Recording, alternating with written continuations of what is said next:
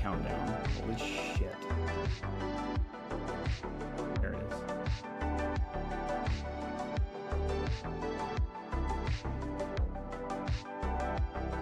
Alright, cool. Alright. So I actually found that on my Mac laptop when I bought iWallpaper for like, you know, motion motion wallpaper. I'm saying the wrong words here. Motion wallpaper for your Mac. But then I got the wallpaper, like the Steam wallpaper application. And I was one day I was like, wait a minute, I wonder if that same wallpaper is on this app, the wallpaper engine. And I found it. So I was like, okay. And in the wallpaper engine, you're able to modify like the colors and stuff. So when I found it, I was like, this is perfect. It's probably my favorite wallpaper right now. I use it for a lot of things. All right, give me 1 second.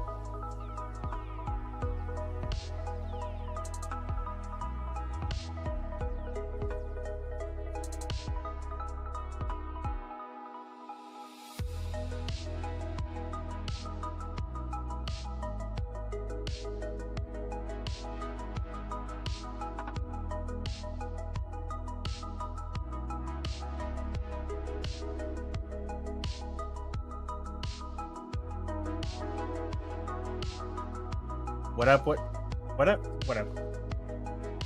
What up? What's up, everybody? We're about to get started in a couple of minutes. We got our 2-minute warning coming on. Ooh, hello. There goes my phone. Hope everybody's enjoying their Sunday afternoon. Let's get it. See you guys in a second.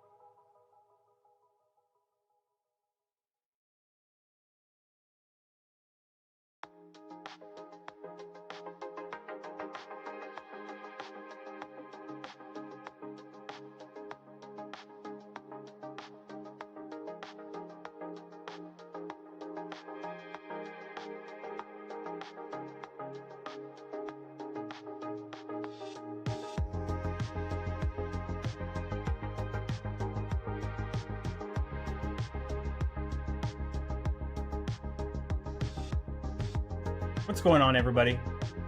Welcome back to the show. I am your host, the Dusty Uno, but you can call me Dusty for short. It's Sunday. We are here. We're getting it. And we got a very special guest here with me. A longtime friend that I met through Google Stadia. A fellow cloud gamer. A fellow console gamer. A fellow avid gamer of any platform. The man, the electrifying one, the great one, the people's champ. Oh, stop. Ladies and gentlemen, Ray 3473. Yeah, wow. Thank you, Dusty, for that introduction, brother. I appreciate that. I need to get better at my intros, honestly. Like, my last intro was shat. So. How you doing, brother? Good, man. I'm doing great, man. Thanks for having me on here. I was actually on vacation in Hawaii. I was on a cruise ship, and you text me. He's like, dude, hey, you want to come on the show? And I was like, no questions. Yep, I'm there. So we worked out a date, and here I am. So I'm glad, man. You're one guy I really respect, man. You're really cool, laid back, man. I got a lot of respect for you, and I'm loving what you're doing with the podcast and Xbox and all that, man. It's pretty cool. Thank you, brother. Let me know in the chat if the volume is good for everybody. You know, if the levels are good. I turned down the music just a little bit more, and whatnot, just to make sure that we are all G in the he. Ray, I'm glad to hear that. How now, before we get started on everything, I want to ask, like, when it comes to the island of Hawaii, what is your favorite place so far? Dude, anywhere that has Kahlua pork, loco moco, garlic shrimp, their pastries, food. Awesome. Just direct me to the food, man. Yeah. So, like, anything that's a local plate. Got it. Anything that's a local plate. Exactly. Yeah. You know, the cool part about going to Hawaii is that there was a fellow gamer, Primo. Shout out to Primo. We met playing PUBG on Stadia, and he's XCloud. He's all kind. He does the same thing. He plays on multiple platforms. But I said, dude, if I ever go to Hawaii, man, let's hook up. And so I hooked up. I was on my hotel was on Waikiki Beach. He was like 6 minutes away. Went over there, had a barbecue, met his family, man, and that's really good because during COVID, I met so many people, so it's just good to meet somebody that I met online on the internet. And he's really a good, genuine family guy, man. Good dude, smart dude. Awesome. That's awesome. I love Waikiki Beach. Like, I don't care what anybody says. Like, a lot of my friends will always like make fun of other people just for fun, like not serious, but they always make fun of people like, "Oh, you're going to Waikiki?" Like, as everybody goes to Waikiki, and it's like, yeah, but you can go there and then go everywhere else too. You know what I mean? So it's like it's just a Go to spot, North Beach. right? Yeah, I Like mean, North Shore, like you know we, what I'm saying? Like, yeah, hell, oh, I we, love we, North we Shore. we rented a car from Avius and Budget, and we drove all over the island. Went to North Beach, Turtle Bay.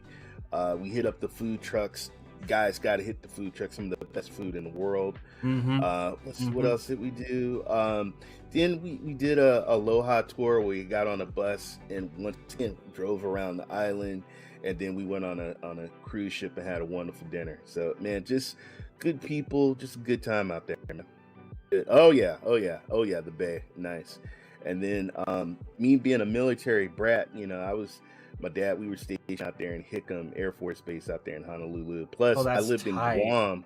I lived in Guam for about 3.5 years, so used to the area, used to the climate. Went to private school out there. A lot of Oh, kids sick. from that were Polynesian that went to the private school, so it's like Wait, a where were you second born? home when I go out there. Dude, I was born in the States. I was Oh, born in okay. the United States. I was born in Louisiana, but Okay. I was a military brat like all my life since I was 18. Hey, My okay. dad, we went all over Cuba, Guam, New York, Florida, DC, Maryland. That's how I got to meet so many different The cultures and different DMV, people and baby. The stuff. DMV. I Yes, yeah, love the yeah, DMV. Man, crab yeah. fishing in VA Beach. Do it if you haven't. Dude, Oh, go to my dad. We used to go to Annapolis, Maryland. oh my Let's go to God. Virginia. Yeah. Oh my God. I've Yeah. been over there, yeah. Yeah. Baltimore, Chesapeake Bay, Man. stuff, man. Yeah, yeah. I miss the food so much. Oh my God. Yeah, I mean, I've traveled myself as well, in for different reasons. Some people thought I was in the military because of all the traveling that I did, but no, it was because of dance. But regardless of what, I always tell people this, regardless of whatever you get to travel for, please enjoy that. Please soak it in. Please treat it as much of a, not only just a lifestyle if you're going to live somewhere, but a vacation as well, because not everybody gets to do that. Yes, circumstances may not always be the same for everyone in why they travel, but the fact that you get to see the world, take advantage of that. And I always preach Yeah, that to people, like, if you want to get out there, find a way. You know what I'm saying? And yeah, if you get to go out there because of a certain way, appreciate it. And I love that, bro. I think that's so sick. yeah.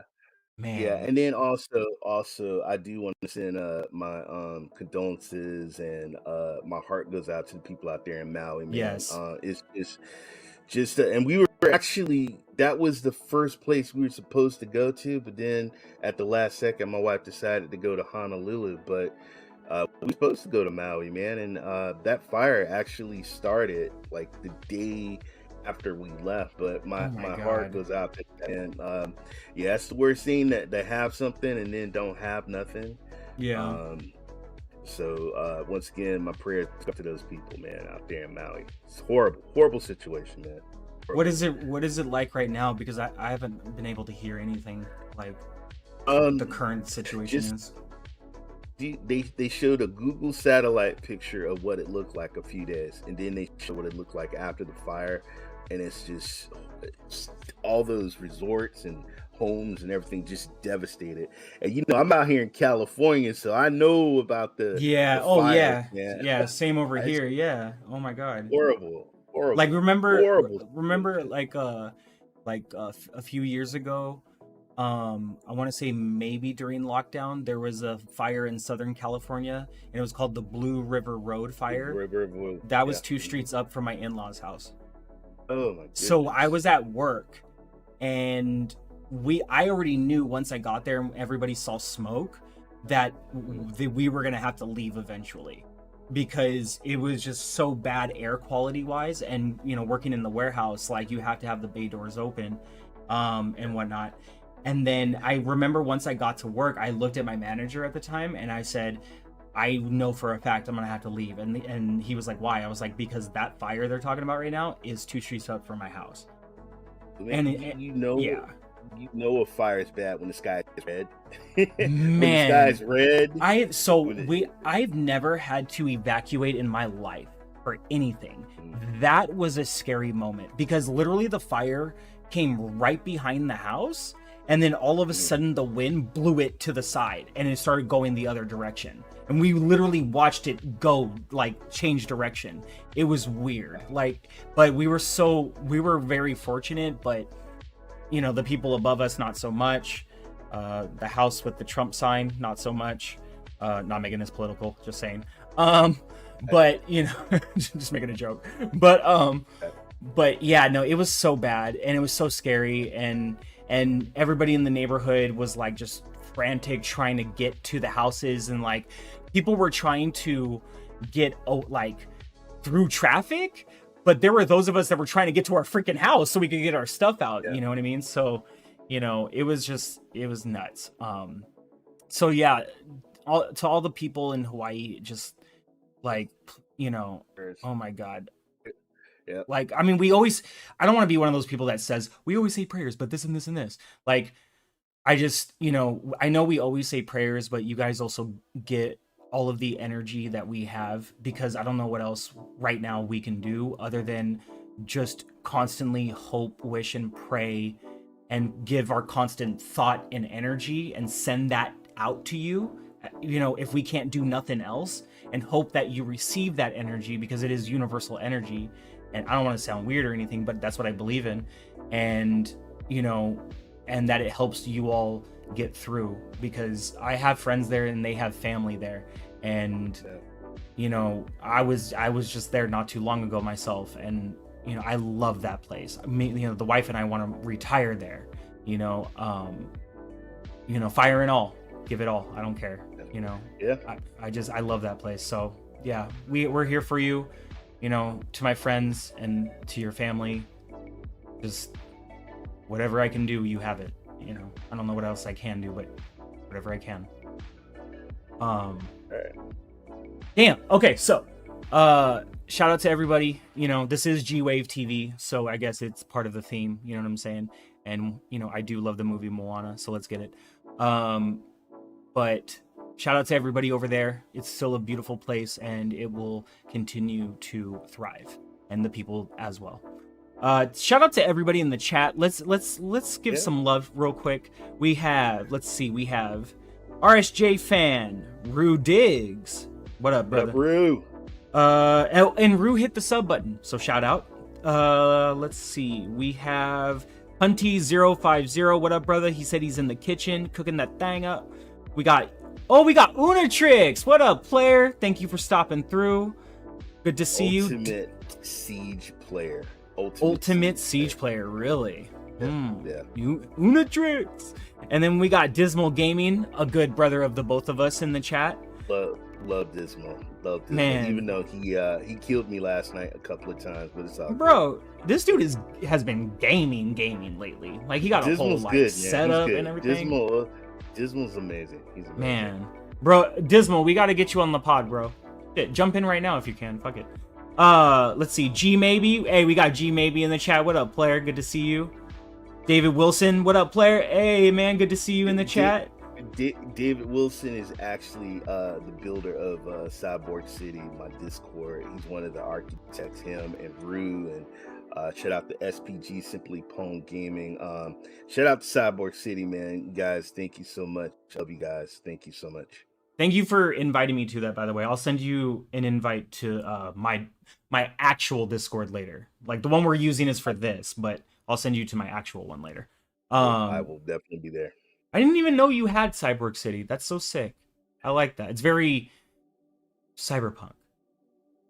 I like actually, it's all David and Rue, and SPG, man. Those guys I'm honestly, they're the guys that put all the work into it. I'm just the face there, but David, Rue, and those guys, they do an amazing job. And we actually had some people that met and got married.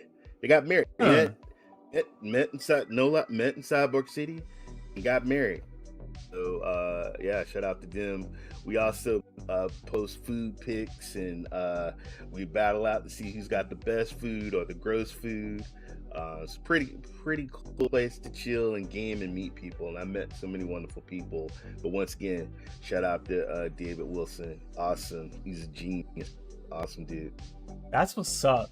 That is what's up. I'm trying to get something set up real quick. Our first topic. I'm trying to do better at showing shit. You know what I mean? Like content. So well, shout out to everyone in the chat. Thank you guys so much for being here. Honestly, when I got back into podcasting, I don't mean for us to ramble on so much, but that's kind of the point of this. I want it to be chill plus news, you know. When I got back into podcasting, I honestly thought I was going to have 0 viewers or like maybe 1. And that's like myself moderating chat.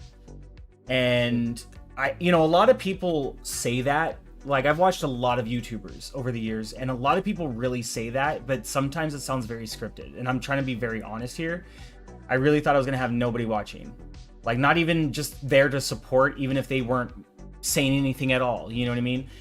But I've had a busy chat ever since I started my first episode, and I'm so very thankful for the 5 to 6 to 9 to 3 to 5 to 7 to whatever people that show up, because I have streamed for so many years and I've had nobody there.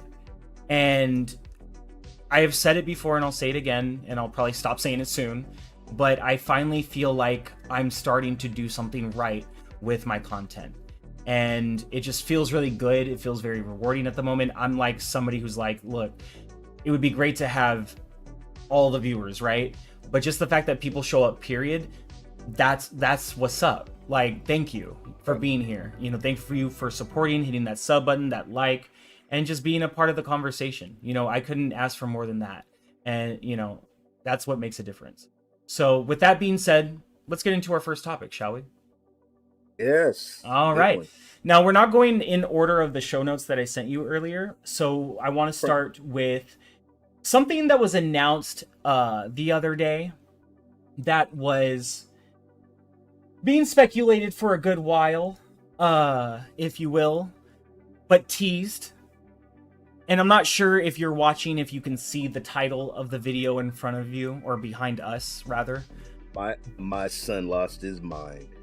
I didn't even see it on time with everybody else because I think I was at work when it got announced. And when I saw a tweet, because I do deliveries during the day. I drive a delivery van for like a warehouse, and I think I was either at a light or I hit a stop in traffic, and all I did was go. Like, I don't mean to be cringe, but right. You know, like I lost my shit. You know, I was flabbergasted, if I had to choose a word. And that was the announcement of the game that will be coming out that has been rumored for a little while now, and that is Teenage Mutant Ninja Turtles: The Last Ronin, which is based off of the famed comic novel series, whatever the hell you want to call it, The Last Ronin, which, if you don't know, and I don't want to give spoilers away, but it's a story based on Raphael, okay? I will not say why it's based on him, because I don't want to give spoilers. What I would like everyone to do, if you have not read this story, is go find it, buy it, read it, and then get ready for the game. Because this is going to be absolutely, for lack of a better word, fucking amazing. So, before we get into the discussion, before I ask Ray a few questions, why don't we pause the music here? I don't think we have... actually, you know what? Yeah, I don't know if we have sound on this. We have sound on? Yes, we do. Okay, let's turn that up here. Ray, 1 second. Let me show the video for everybody. And ladies and gentlemen, enjoy.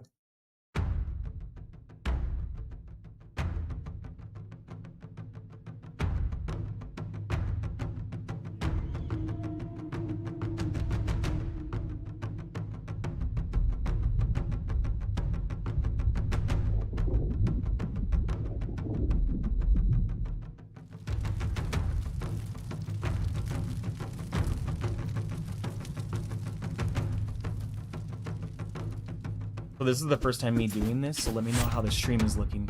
Thank you guys. Love you.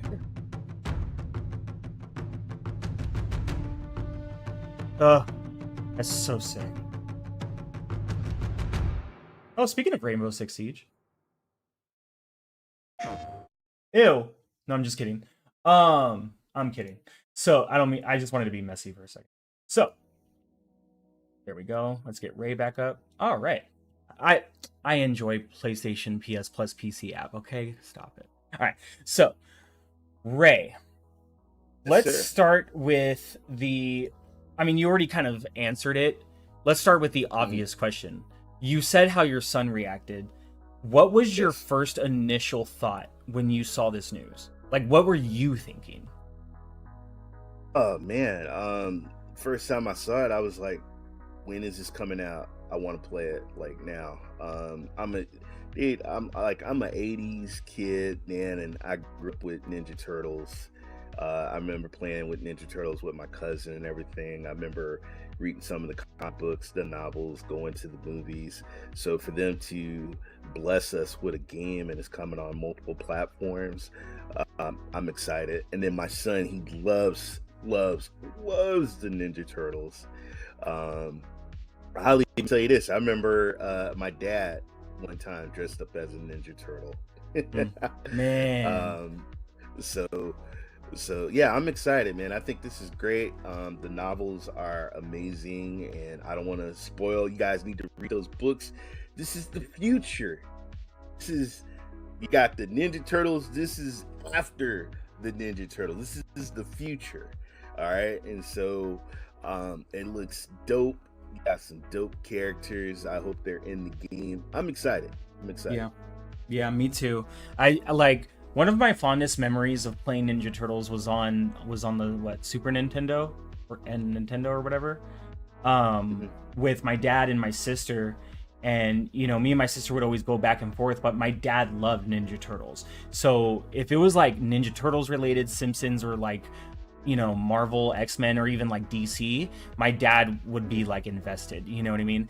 And so one of my fondest memories was not only playing there, but playing at the arcade. And just like, and then like going back and forth, like we would go back and forth between Simpsons, X-Men, Cactus Jack on pinball, and then Teenage Mutant Ninja Turtles.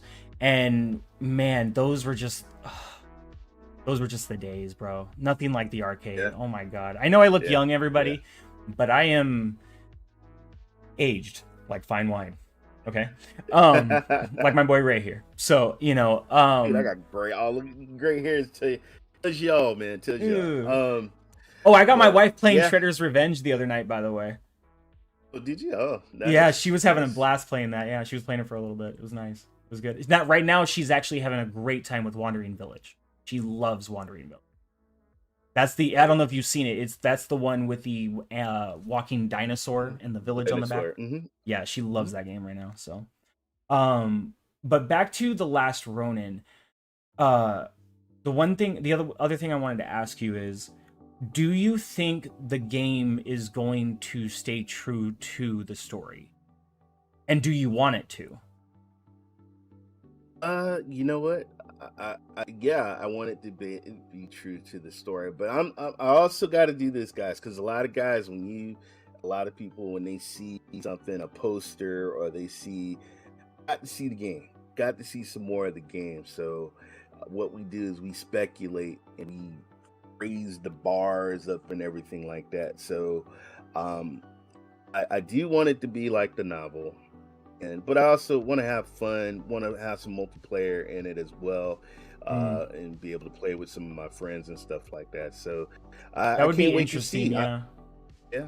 I can't wait to see. I'm hyped, but sometimes I gotta wait and see what else they gotta show. What else? Because we just saw like a little clip. Got to see some more. That actually brings me to my next question. Good segue on your part. My next question would be, what type of style would you like to see done for this game? Because this is The Last Ronin. Like, when I think of The Last Ronin, like, you're giving me 2024, 2025 style Ghost of Tsushima that's featuring Raphael. You know what I'm saying? Like Unreal Engine 5 Ghosts 2 or 3, whatever, but it's Raphael. It's Ninja Turtles. Like, you know what I'm saying? That's what I'm picturing. Like, what type of style would you like to see, or art style? In the chat, let me know in the chat, like, as well. Like, what would you guys like to see from this game? Not only story, but art style, maybe mechanics. Let's get the conversation going. You're thinking, oh my god, definitely. If you got the Unreal 5 engine, I want to see some realistic, realism is what I want to see. I want to see like the skin, like real turtle skin. I want to see dark and gritty. You know, I want some like a Batman game, like a Batman with Sekiro, with some. I mean, I want to see some graphics. Hold on a second. Rudig says, I have to read this. The only type of game that would fit is Souls-like. That would actually be pretty fucking badass. Michelangelo's The Last Ronin. Raphael's dead. Rest in peace. He just killed nobody. Just spoiled it. No spoilers. All right. So, wait a minute. Really? Oh, yeah, that's right. Yeah, that's right. Yeah, no, you're right. Yeah, you're right. Anyways, brain fart. April and her daughter, if you guys read the novels and stuff, April and her daughter pretty much help and mature the next group. Yes. I'm just going to leave it at that. It at that. I have to reread again because it has been a very long time for me. Since I've originally, I don't remember when I first read the story, and it was me and my dad together. He was the one that showed me. God, I can't remember when that was, but I forget things very easily. Like, I have to watch something multiple times in order to remember, because like my wife, she remembers every episode of Friends. I remember Friends was a great show. I don't remember every episode like that. I don't remember every line like that, like everybody else does. Like, I'm not one of those people. Like, I have retention for dance choreography, and that's why I was a long time dancer. So, like, you know what I mean? That's what I remember. But, like, even when it comes to video games, like stories, like, I completed Call of Duty Modern Warfare 2 campaign. I don't remember what the fuck happened. Like, I really don't. I know I got Captain Price's gun. Like, that's about it. Like, you know? I mean, when I was younger, yeah. Now, no. Yeah, no, I don't remember for shit. So if I got that wrong, my bad. But it is a story that I do love, and it is a story that I read before, but it is something that I know I have to go back to. Like, even for Miles Morales, like, I can tell you that is a great comic storyline. If you ask me what happened, I have to go back and reread it. I don't fucking remember. I know he's Spider-Man and he half black and I'm half black.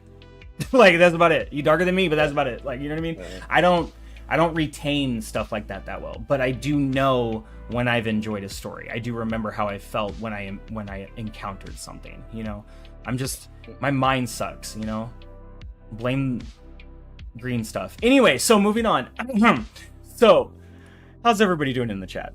But, oops, my bad. Didn't know that was a spoiler. I looked up which turtle was the last Ronin as soon as I heard the story because I wanted it to be Raphael. You're fine. Love you. Stay subbed. But you're good. You're good. But where were we? The last Ronin. What was I gonna say? Well, yeah, you were actually talking, I believe. Before we transition into the next topic, the one last thing I will ask you about the last Ronin is, and Rudig's kind of brought it up because he mentioned Souls-like. If they do it like a Souls-like, because I was actually kind of thinking of that too, because I showed my wife the trailer for Lies of P because she hasn't seen it yet, and now she's super interested because it's based on Pinocchio, and I really like how they depicted the monsters that you either befriend, or not monsters, but the characters that you befriend or either battle in Lies of P.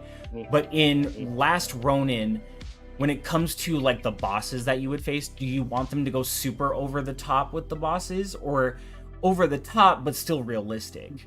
See, I'm gonna keep it. I'm gonna keep it 100. Soul games, I'm not a huge fan because I hate getting my ass handed to me Same, but I want to play by the Lies. bosses. So Yeah, like I feel you. Lies and the Elden Ring, like those games are like, there's people that are good. Rue's really good at those games. I know David, and Maker of Chaos, some of my friends, I know they're really good at soul games. Me, I'm like, if somebody could come in there and like help me out, that's cool. Like if I Yeah, have Rue come in and help me, then I'm yeah. all right. But if I gotta go Yeah. alone, I'm screwed. I am screwed. So I'm just I, gonna leave. They're the soul games are beautiful. I actually picked Elder Ring to win Game of the Year because it was an amazing game. But there are also some of these games like, tough. Like my son, he can play those games. But me, oh no, man. I like watching them though. I do love watching them.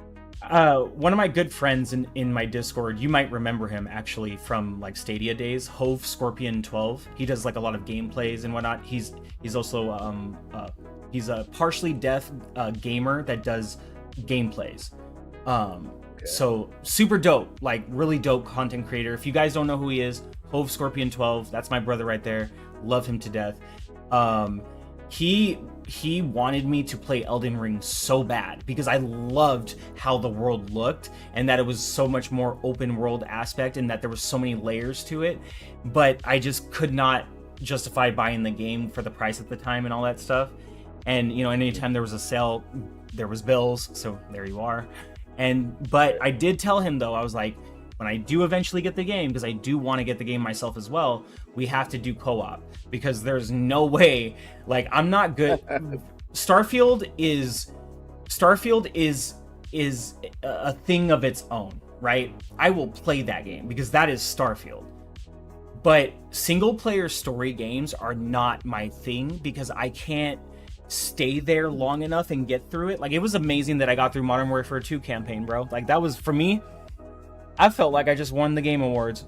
I was super happy with myself because I can't do it. That's why I mainly do, multiplayer games and online friendly games because, I need that interaction to stay engaged. Like, or I need to feel like I'm with other people so I don't feel like I'm alone and a loner. It's really weird, but a lot of people do feel that way. That's why they prefer the online aspect. So, but to me, I'm trying to get better at it. To me, it just depends on the game. And I hear what you're saying. There's games that I love playing, multiplayer games, and then there's single games I like to experience myself. But I'm either way. I mean, it depends on the game, depends on the gameplay, and it depends on the story. But because I could do either one. Yeah. Rue Diggs says, Lies of P equals I don't want to fight toys. Sorry, I don't like the enemy archetype. All good, brother. No worries. But I will say, after watching the trailer again, they look way more than just toys. It's so, the world of Lies of P, like I haven't done the demo yet because I want to just play it when it drops. Right. It looks so grand the way they've done it. It's just, I don't know. I'm excited to try it. Rue Diggs also. Go ahead. No, you go ahead. I'm just saying. It seems like more soul-like type games are come. That's what they're coming out now. That's the genre they're making more and more, and they're winning awards too. They're winning these awards, these Game of the Year awards. I have Wolong in my backlog. Please make me play it before Starfield drops. At least the start menu. At least press the start menu. Oh my god. You got 2 weeks, bro. I know, but I've been playing Broforce for the last 48 hours. God. Oh my god. So go ahead. You go first. My buddy, shout out to Cali. He loves that game, and I know David's getting ready to play that game. I wasn't interested into the game until I actually saw them playing. Now I'm like, oh my god, I gotta play that game. Bro, I have to play that game. I can't wait to play when we get off stream. Seriously, like Play that game. my wife was like, she woke up last night or this morning at 5, and she goes, you're not in bed, or you're not asleep? I'm like, I can't sleep. I'm playing Broforce.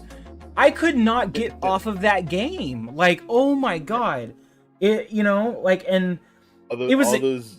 all those heroes, man. Awesome heroes. Awesome heroes. One of my favorite is the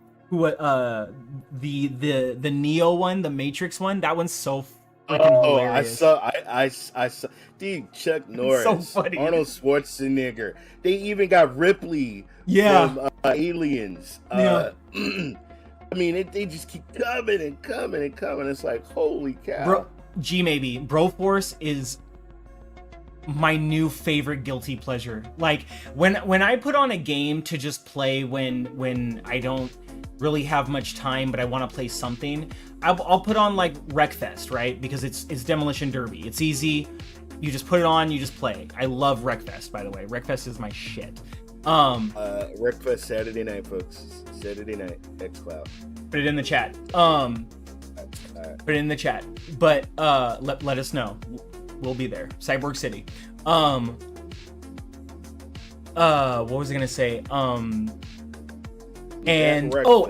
And Skater XL. I love playing Skater XL because that's a good easy. It's a game I got good at. Not everybody is good at that game, so I take pride in that. But it's something that's easy to just pick up and play, right? So is Vampire Survivors. I love that game. I even told my wife to try that. Love Vampire Survivors, right? Awesome game. So now that I'm playing Broforce, it's gonna be hard to get back on Vampire Survivors, bro. I'm not gonna lie. I love Vampire Survivors, but right now Broforce is really addicting. I can see that. I can see that. I'm BG3 right now with my boys. That's what I'm doing right now. BG3, and I'm playing it in the cloud on GeForce, and it's nerding out, man. Nerding out. I'm a drow hooking up with goblins, trying to take out druids. Is where I'm at right now.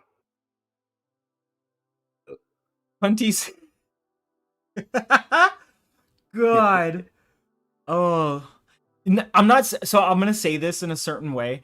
I'm not saying you had to send a super chat. Not at all. If anybody ever wants to send a super chat, that by all means. And yes, I have a 1-tier membership. That's just the loyalty membership to support the channel, so we don't go anywhere and I survive and continue doing this. But what I'm going to say is, Hunty's chat or message in chat right now is super chat worthy. Like, that is a really, he put pause emojis, eyes emojis, pause, hashtag just kept coming and coming. Look, sometimes I just open the door and it's up to you to walk through it. And if you decide to give a that's what she said type of moment, I welcome it. I shall welcome it. Heyo. Shout out to Punty050. God dang it. If anybody can ever catch it, pause, then, don't ask me how that's a pause. Just figure it out. But I commend you. Let's see. Rudigs also said, he enjoys when the bosses are bigger than life. Bring on the heat. Okay, yeah. Honestly, I would love to see Shredder. Like, you face him once, you defeat him, right?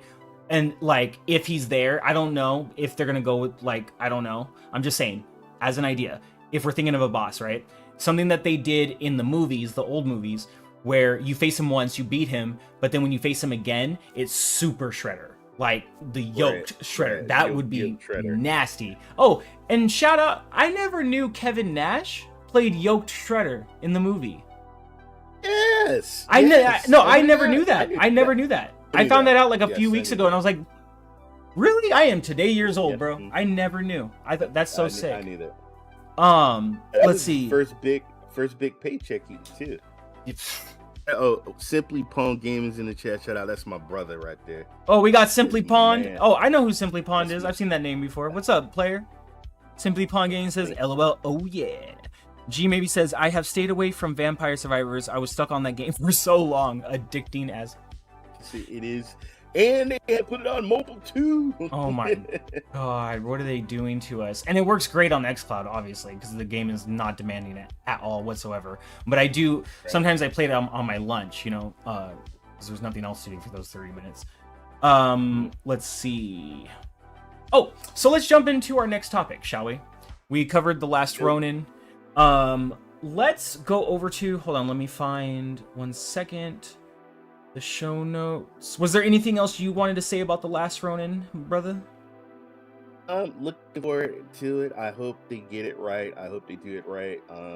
Like I said, I used to get excited when something pops up, but now, you know, and I gotta wait and see more. I gotta wait and see some more, because I've had some heartbreaks, man. Like, got again. Oh no. Well, because the thing is that, like, it's Nickelodeon, right?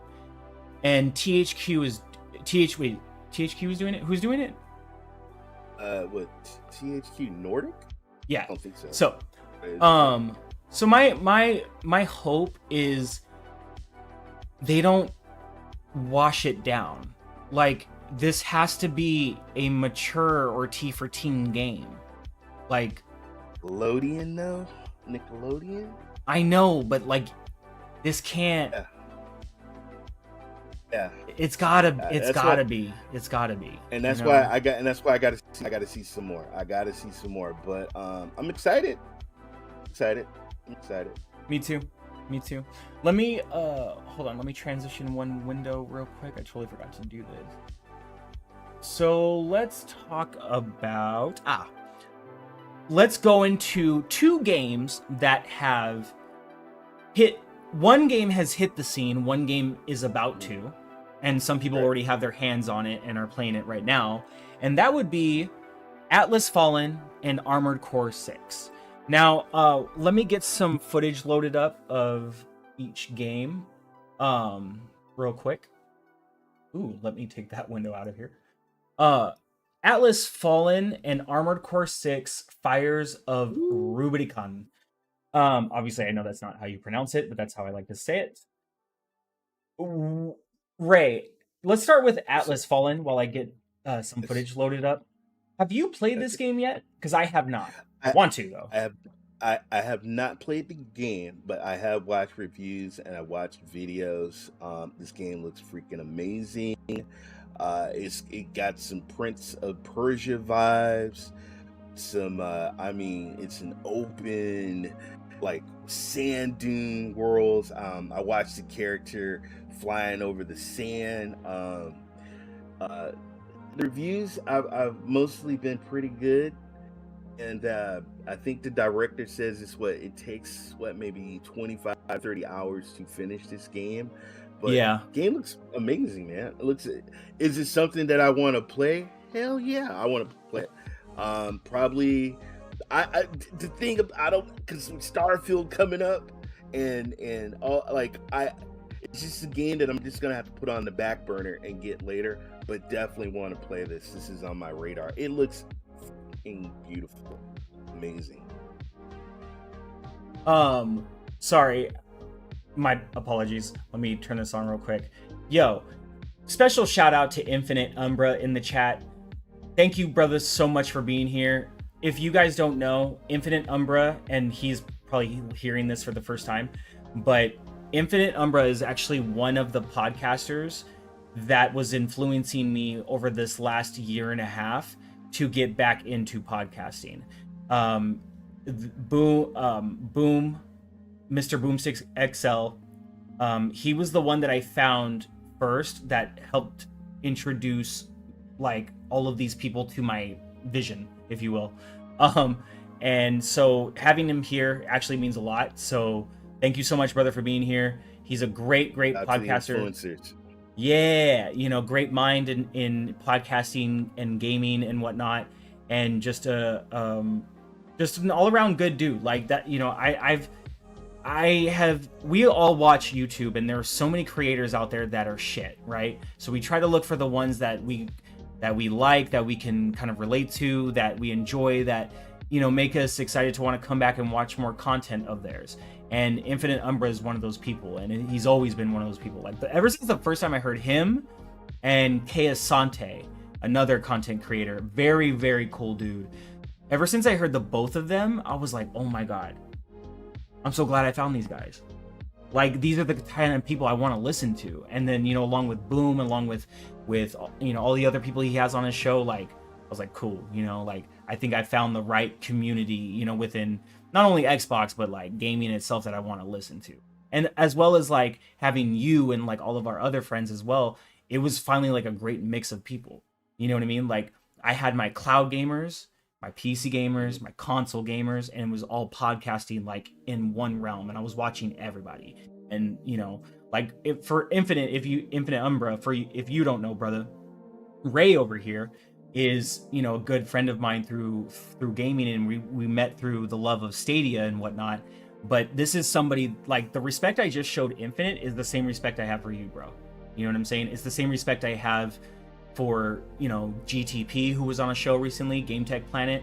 You know, Awesome, him and I. Jerry. Yeah, shout out to Jerry, Jerry. awesome You know, guy. Uncle Jerry. You know, Jerry, yeah. you know, him and I are really good friends. Like, you know, but that's the same respect. The respect I have for you guys is the respect I show for Infinite. So shout out for everybody being here. It's like, I'm really floored right now, but thankful, and let's keep it going. So let's get back to it. The trailer is showing. Ray, I think we got our windows are over the trailer. it is. So now that we got that part out of the way, you know, I did not. This game was not on my radar at all whatsoever. Like, I knew it was coming, but until they and I'm sure a lot of people can agree to this, until they showed the teaser trailer where you're sand surfing, I had no idea what this game was. And then once they showed the sand surfing, I was like, I need this game. I don't have it yet, but I need it. If anybody's got a code out there and wants to like throw it at either me or my boy Ray, please let us know. We have DMs open on X, Twitter. just let us know. Thank you. Anyway, so yeah, I'm loving this world. It's weird because I don't want to hate that. Look at that, man. Yeah, dude, oh my like, God, that is amazing. I don't mean to make a comparison here, and I'm not trying to be a hater, okay? So I want to get that out of the way. But you can't help but compare this to Forspoken, okay? And I'll keep it civil. I won't be messy, okay? I won't say Broken, all right? I promise I won't say it. But this is the kind of excitement I wanted from a game like that I didn't really know anything about. And then when I see it, I'm like, yo, I feel like I gotta play this. And then when I see people in their gameplays, I'm like, I feel like I gotta have this, you know? And it's very rare that happens, but when it does, it feels good, right?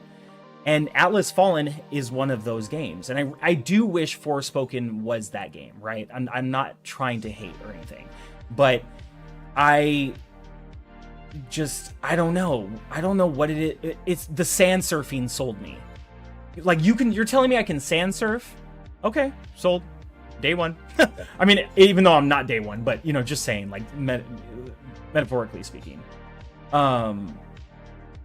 What for you? When did you catch wind of this game, and when were you sold on it? Like, or what aspect was like, okay, yeah, this is why I want the game? I saw a trailer way back, and I was like, wait a minute. I thought it was Forspoken, and then I said, no, that's not Forspoken. That's something else. And I just looked at it, and then I'm a huge fan of Prince of Persia, and can't expect too much from Square Enix unless it's Final Fantasy series. Rest in peace, probably. That's Rudix. It looks amazing, man. It looks beautiful. So what I do also, man, like I wait for the prices to go down. So about the time I get finished with other games, this game should be a little bit lower in price, and maybe I'll just go and purchase it and play it. But, Yeah, I agree. it's a beautiful game, and I've had saw some reviews, and the reviews are not that bad. They're pretty good. So yeah. Playing this. No, I completely agree. I am waiting for like a lower good deal on like CD keys. Shout out to CD keys. Very good one. Exactly. You know what I'm saying? I But do that but too. here's the crazy part. I love what I'm seeing from this, so much so to the point where, like, if I could buy it, I wouldn't mind paying full price, just because I feel like, you know, the developers did such a great game or job with this game that, in my opinion, you know, from what I've seen so far, you know, I mean, yeah, bugs are bugs, but you can always fix that down the road.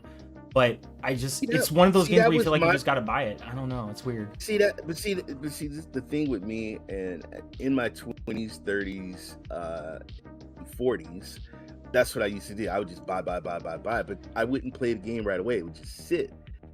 And so, for me, you know, if I'm already playing a game and it's hot right now, I can wait and get it on CD keys or when it comes on sale. And then honestly, nowadays these games that come out, I mean, if you wait a month or two, there's always sales. Yeah. Oh my god, back to school sale, always, summer sales, winter sales. Just, I mean, Starfield sale. Man, look. Just because Starfield is out, we're gonna give you a sell on other shit. Yeah, I mean, good lord. I mean, you know, hey, make them mortgage payments, them car payments, you know, your kids, whatever, man. Save that money up, man, and just get it less. Just get it less. And, yeah. But I hear you. If there's a game, I got to have it, and I want to support that publisher. By all means, get it. I mean, when Hogwarts came out, I bought that brand new. When BG3, oh, that's another one I need. Oh my goodness, I still need to play Hogwarts. What? You haven't played bro, Hogwarts? So I'm gonna be very okay. Let me be very hold on. I'm gonna be very blunt with everybody, okay? I want to be very honest, all right? And this is not me like trying to like gain sympathy for anything. I have next to no money because my job doesn't pay enough. And I do the best I can at my job, and even though I do get a promotion every year, it's still not enough for living here in Southern California. But I do the best I can by my wife, my kids, and myself.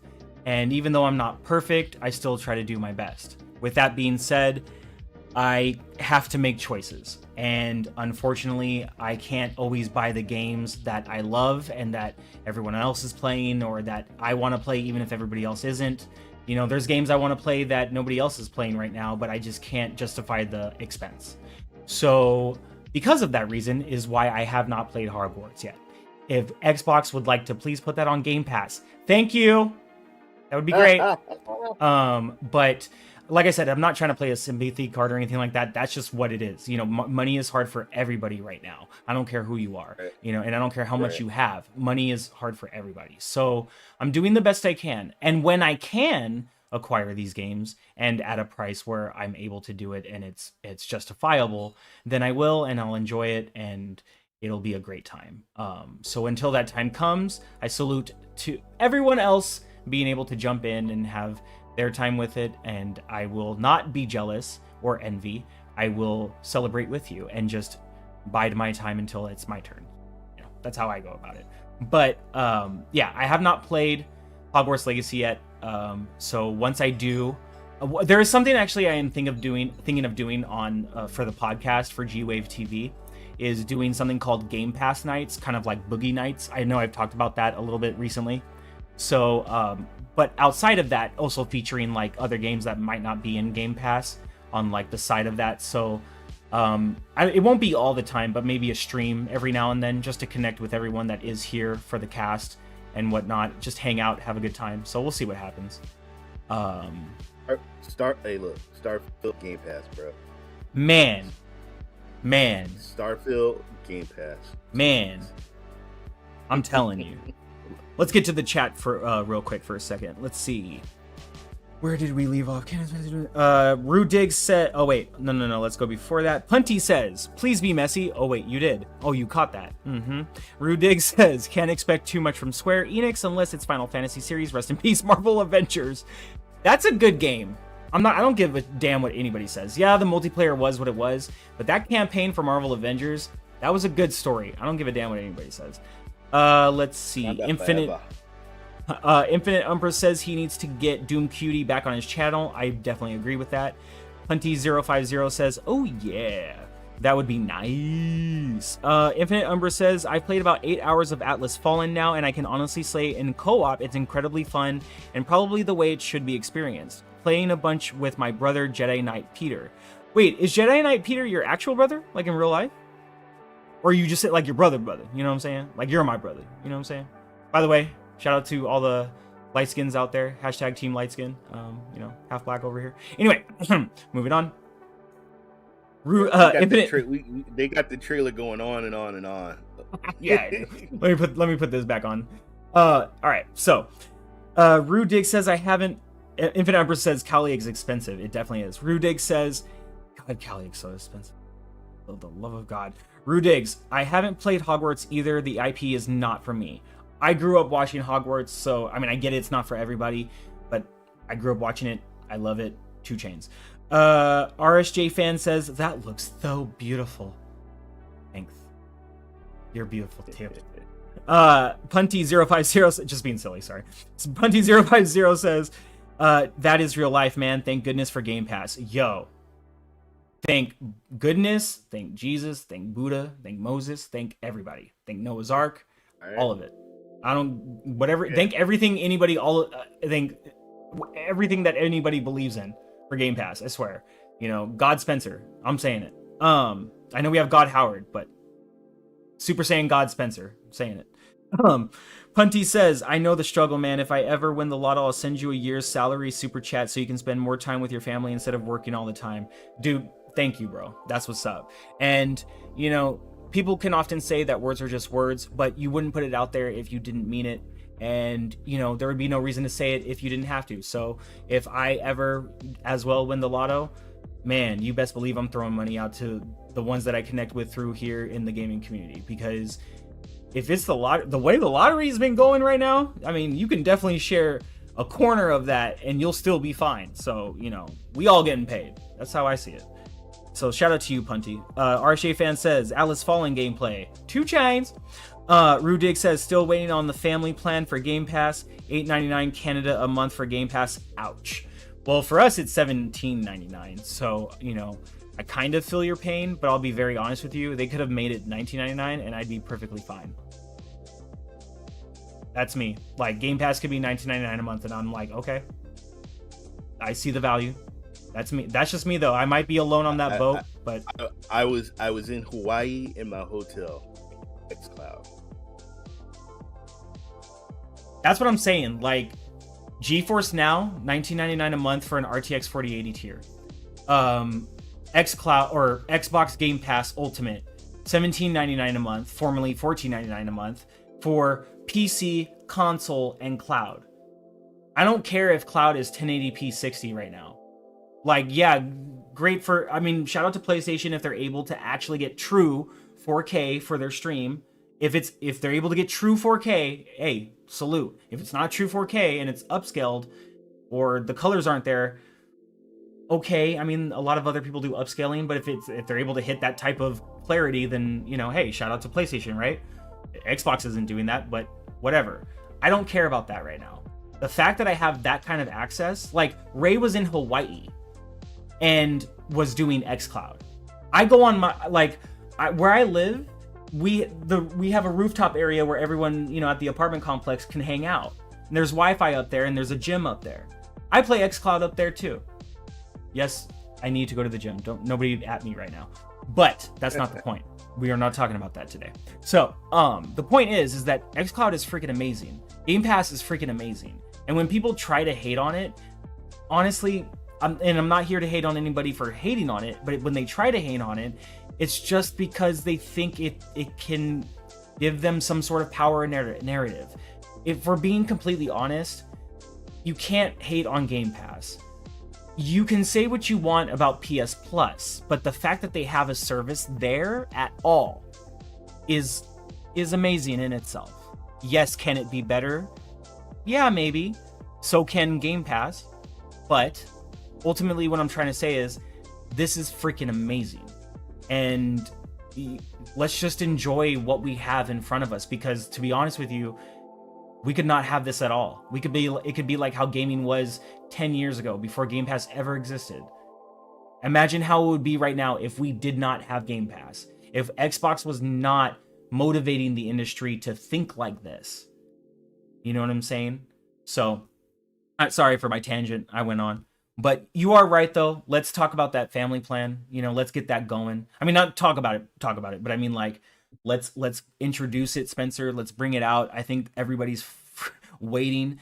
But I will say, you know, not to go too much off topic, even though I already have, I feel like there are certain things that Microsoft and Xbox are waiting to do, and why certain marketing has not happened the way certain people think. And I don't mean Starfield marketing, I mean like other things going on because of the ABK deal. Because of the ABK deal. Once that is officially and finally done, you are going to see bombs everywhere of marketing and this and that, because now they feel like they can finally say all of these things and not have to worry how it makes them look in front of regulators and the court. You know what I'm saying? They need to look like they're not up to anything suspicious. And I'm not saying that they are up to anything funny, but just saying like they need to play their cards right before showing all of them. And once the deal is done, that's when they'll show their hand. Their hand is everything they're waiting to give to everyone.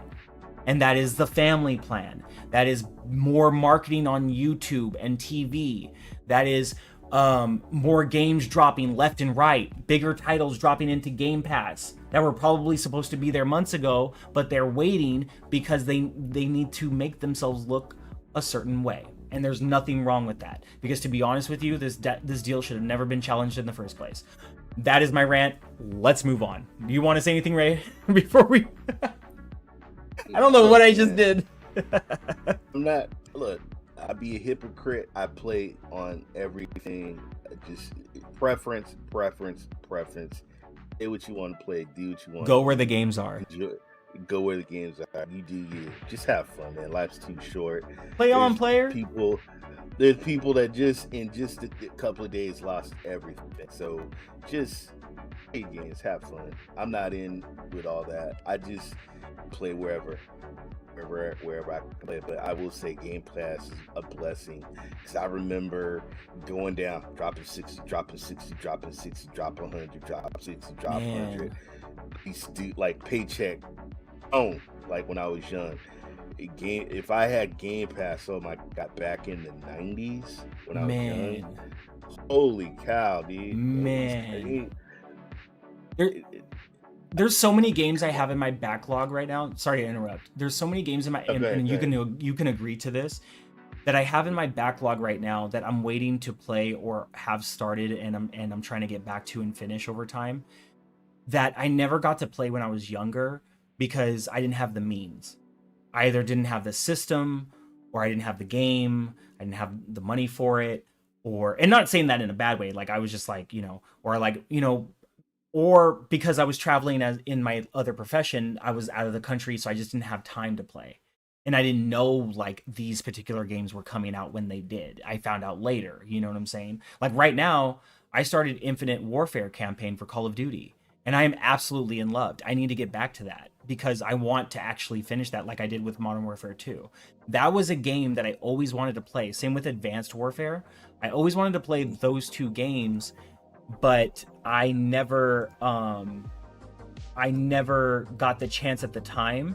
So now that I'm playing them, I'm finally discovering it for the first time myself. And it feels great. It just, like it doesn't matter about anybody else when they played it. It's me and my enjoyment. And it feels like I'm not. See, a lot of people say they feel like they're reliving their childhood. For me, it's like I feel like I'm also reliving my teens and my young adult years, my early adult years, because there was a lot of great games that came out during those years, that from like teen to like mid 20s, early 30s. Like I'm gonna be 38 in November, believe it or not. But like there's so many games during that time period that I never got to play for whatever reason. And now I finally have that opportunity because of Game Pass and because other companies are actually following suit. Like, well, not only that, dude, A lot of people played when it was 720 or 1080, or they not even played it on a 720, played it on a box, a old TV. With the technology and in the cloud and on the computer and all these other stuff, all these features, you get to experience the game better. So there's been games that I played back then that I'm going back and then playing. I'm experiencing it a lot different than what I played back then. So I playing stuff on a 4K TV. Back in the 90s, there was no 4K TV, so to experience that is pretty effing awesome. Even playing it on your phone, being in an airport, waiting on your plane, and to just pull out your phone and just play, pretty freaking awesome. So yeah, It's good time. ever Good time to be a gamer. man. So for those of you that don't know, I am a Project XCloud founder. I was one of the 10,000 that got in to first test the service when they first did XCloud. And ever since then, I've just been amazed. Like, I can't remember what I discovered first. I think it was Project XCloud first, then it was Stadia, just because I got I saw an email about it that got sent to me because I joined the Insider program. And I found like Stadia, and then I found like you guys and all the content creators back then, and it just, XCloud has always just been such a cool concept to me. I understand the price might hurt right now, but when you really break down the value, yes, it sucks for Canada compared to US. Yes, it sucks for a lot of other places compared to US for what you guys have to pay. And I feel so sorry. I think it's so stupid. But, as far as Game Pass is concerned, the value is just there. It's just undeniable. And I don't mean to sound like a shill or anything, but if I have to shill for anything, I'll shill for Game Pass. I don't care.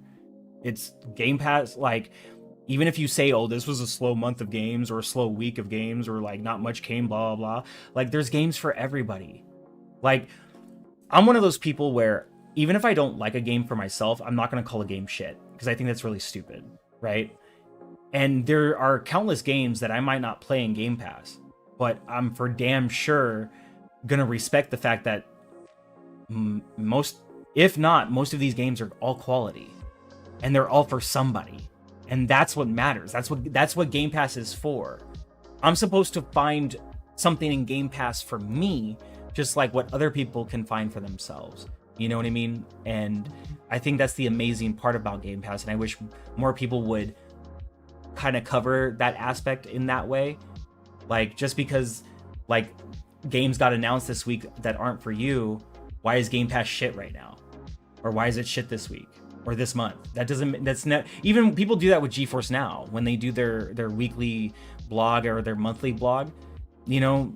People always like to cap on GeForce Now and be like, oh my god, this week was shit, boring, blah blah blah. Where are the games? Where are the AAA games? And it's so dumb. It's such a stupid narrative. It's like, bro, they're bringing games. They don't even have to be doing this. Look at it like this: would you rather spend $70 on a game that you hate? Would you rather just have a subscription? Oh, okay, I played it. All right, I'm on to the next game. So, and that's how I looked at it, because I paid full price games, and I'm like, what did I just buy?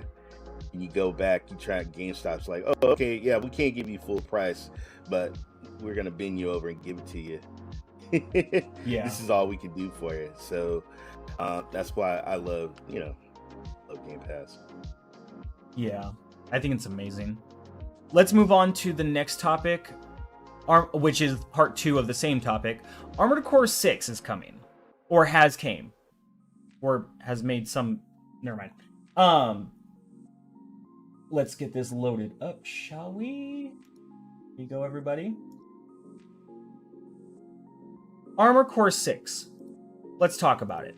I have never played any of the Armored Core games. Let me just say that first and foremost to everybody here. I have not played a single one of them. I did not know anything about this franchise. I never heard of it. I never, saw it. I just never paid attention. And I'm sure everyone can agree that if you don't pay attention to something, you never see it. And if you don't know anyone that plays the game directly, you're never going to know about it if it's never introduced to you. And I'm one of those people. So this was a first for me. And when I first saw Armor Core 6, I was like, oh crap, this looks huge. This looks sick. And, you know, I didn't really do too much more research, but then I saw this trailer that's playing here that came out later. And I was like, okay, this looks freaking awesome. Now, for those of you that don't know, which is probably all of you, I am old enough to where I can say that I grew up playing MechWarrior 2 and 3, or even 1 probably, on like back in the day on the old school PCs. And, you know, those graphics were just amazing, you know, back then. But for somebody that grew up playing a game like MechWarrior, I love mech games. I do. But just like I said earlier, I never got the opportunity to play something like, you know, like to play certain games over the years. And one of those games would be Titanfall 2. And a lot of people speak greatly of Titanfall 2. And that is another game in my backlog that I have saved that I will get to eventually because I need to play it. It's something that, it's one of those games where I can respect it enough, even if I haven't played it, and say it's a game that needs to be played. If you haven't played it, you need to.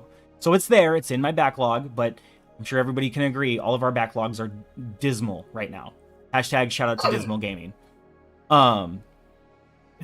But with that being said, I have been paying more attention to a very great content creator on YouTube by the name of Steel Rain. And I have to tell everybody here that I 110% completely blame Steel Rain. It is his fault. It is completely his fault. All right? For lack of a better phrase, I hate him right now. And why do I hate him right now? Because he won't stop tweeting about this goddamn game. Sorry, Jesus and God. But he won't stop tweeting about it, so now I feel like I have to buy this game, because FOMO is hitting me completely hard, and I really hate him for it, okay? Shout out to Steel Rain. Much love, brother. But after seeing what I've seen, him talking about it, seeing more gameplay, I'm sold. This game is absolutely massive. It looks just wonderful. I don't even know what words to give it. It just looks great. Ray, do you also blame Steel Rain? No, I'm just kidding. But do you, sir? Are you looking forward to this game? Are you going to be playing Fires of Rubicon? Oh, yeah. It's once again, it's a game that I gotta have on my back burner because like I said, we got games that are gonna be coming out. But I go way back to like the '80s playing MechWarrior. I was a huge fan of Robotech. The Japanese cartoons with the giant robots and stuff like that. And yes, I played the early Armor Core games, and this game looks amazing. So it's a game on my list, and we'll just have to see. But yeah, it's amazing. It's great. It looks awesome. Agreed. I like I said, because I grew up on MechWarrior, like it feels right that now I'm at a time in my life where I'm able to embrace gaming more and on a better scale than I used to in my younger years. Like it feels right that I find a game like this and I'm like, oh my gosh, I have to try this game. You know, I don't really know too much about it still, like I said, because I never played the other ones. You mod the robots. You know, you can put cannon here, missiles here. You upgrade, got missiles. I mean, you can upgrades and do stuff with the Armor Core robots, and then just go into battle. Really, the modding is always fun for me playing Armor Core games and building your own mech. Yeah. That's what I want to do. That's what I want to do. I like, and that's the part that excites me the most too, is the customization of it. because that's Yeah. always the beauty of having your own mech, is making it your own, you know. And that's why I Yeah. do like a game like Exoprimal, which is another game I need to go back to casually. um is having a mech suit like that, and choosing. Now obviously that one, the choices are a little bit more limited as far as customization compared to a game like this, obviously. Mm. But even then, just that aspect alone is something I've always enjoyed, you know. I mean, you know, I'm sure you can agree, like I grew up on Gundam, you know, like who wouldn't want to pilot Right. their own Right. freaking Gundam, you know. Exactly. But Exactly. man, Exactly. that's why. But if those of you that don't know, if you've never seen it before, one of my favorite Gundam anime is actually G Gundam, or Gundam G, if you will, and that's the one where it's like it. There's so many different stories in that timeline. Good grief! But G Gundam is supposed to take place at the very tail end of the timeline, where it's like many years after all the wars. There's no more wars, and the war is actually fought in a tournament, and the pilots are no longer pilot the Gundams in like a chair. They actually pilot them in while wearing a bodysuit. So they have to train themselves like in martial arts and fighting and different techniques and aspects and whatnot, because that's the way that they pilot the Gundam. And ever since I saw G Gundam, that was like, oh, I would love to be able to pilot a mech suit like that. I think that would be so freaking sick. And then Pacific Rim came out, and I was very happy. I was very, very That's happy with Pacific Rim. What were you gonna say? like I said, there was a cartoon called Transor Z about a kid that would fly a spaceship and it would land inside the mech warrior's head, and then the kid would control the mech. And then Voltron. Oh my God, huge, huge, huge fan of Voltron. So I love mech robots and stuff like that. So, but yeah, Armored Core is awesome. Looking forward to it. Yeah, yeah. Yeah. I don't really. I'm just excited, like, because like I said, I only know so much, like, which is like just the base of it. If I were to go back and try to play an older Armored Core, which game in the series would you recommend going back to? And it doesn't have to be in order either. Just like it could just be a good one out of the series that you find to be good. Dude, I'm gonna take it back to the old school, man. I remember the very first. I mean, Armored Core 4 Xbox 360 was cool. Armored Core on the PlayStation 2. Armored Core Nexus. So many of them. Okay. Armored Core on PS3. I can't honestly can't pick which one, but probably the very, very first one was exciting. Okay. The very first one. Okay. I remember going it. I remember buying it, playing it. And just now graphics. You look at it now, graphics was crappy back then. If you look at it now, but back then that game was awesome and what you could do. And I wanted a mech game. So yeah, original. Well, shout out to the developers that created Armored Core 6. It's FromSoft, right? They did this. This is a FromSoft game. Or did I get that information wrong? I think you might be right. Yeah. Shout out to the devs. This looks like it's a great ass game to play. I can't wait. I have the FOMO now. It's Steel Rain's fault. Infinite. Tell Steel Rain I blame him. If you're still here, it's his fault. All day. I'm mad. Let's get to the chat a little bit. Let's see. Where did we leave off? RSJ fan says she has a hard time reading emojis. You're not the only one. Rudig says, I am a PlayStation pony, so doing my best to hold my tongue. It's all love and we are all gamers. No hate. Oh, there we go. RSJ fan, that was Rudigs, by the way. RSJ fan says, I'm doing good though. Punty says, oh wait, hold on, let's see. RSJ fan says, Stadia would have been a great service, but not everyone has rocking internet. Well, I'll be very honest with you. I know internet is always an issue when it comes to cloud gaming for people, but if you play any game that requires online service, internet is always going to be an issue. Yes, you will have a much better connection if the game is local versus cloud, but let's be honest, whatever platform you play on, if it's online based, you know, internet's always going to be kind of an issue. So there you go. Now, granted, if there's games that are considered offline, you know, you can play them offline, but you're using the cloud, I can see where that gets annoying. You know what I'm saying? So, but let's call it spade, as Boom would say. Punty says, no matter what Game Pass costs, I am in Canada. The value is worth it. Like you said, no complaints about it. And I'm not making as much as I used to for now. We all are. I'm right there with you, brother. Rudig says, Canada has internet as a utility and our government ensures our internet is solid up north, so Stadia worked amazing in Canada. Awesome. Rudigs also says, Armored Core Game of the Year 2023. So he's on Team Steel Rain right now. That's why I'm mad at Steel Rain. Every other tweet is Armored Core 6 Game of the Year, Armored Core 6 Game of the Year, and we're all talking about Starfield. He's like, I don't give a shit. Armored Core 6 Game of the Year. It's really fucking hilarious.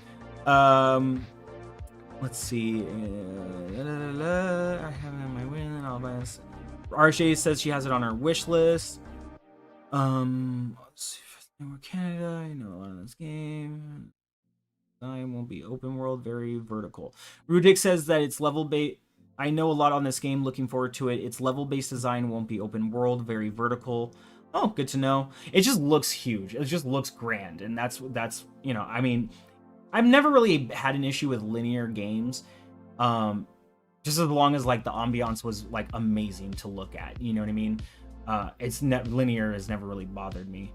The mechs you make will all have a code, and you can share your code with others. Oh, that's cool. So if I make a build that's perfect for a level, I can share the code with others. That's freaking sick. That's on some Forza shit. All right. Punty050 says, have fiber right now, ordered it, and my landlady. Okay, that's not for me. No, From Software said this one is much different than any other Armored Cores. They won't play the same at all. That's interesting. From Software made this game, specifically the team who made Sekiro Shadows. Wow, Sekiro Shadows Die Twice. Best game ever, Game of the Year 2019. Rudigs also says Sony owns 30% of From Software. Interesting. Well, shout out to Sony. Well, I think the consensus is the same. Everybody's super excited for Armored Core 6. People are having a great time with Atlas Fallen, and I need to play both of them sometime relatively soon. But if I can't play them before Starfield drops, Starfield is taking over my life. I already know that until it doesn't. So, you know, shout out to everybody in the chat for giving their 2 cents, and thank you for helping me understand the game much better. I'm excited.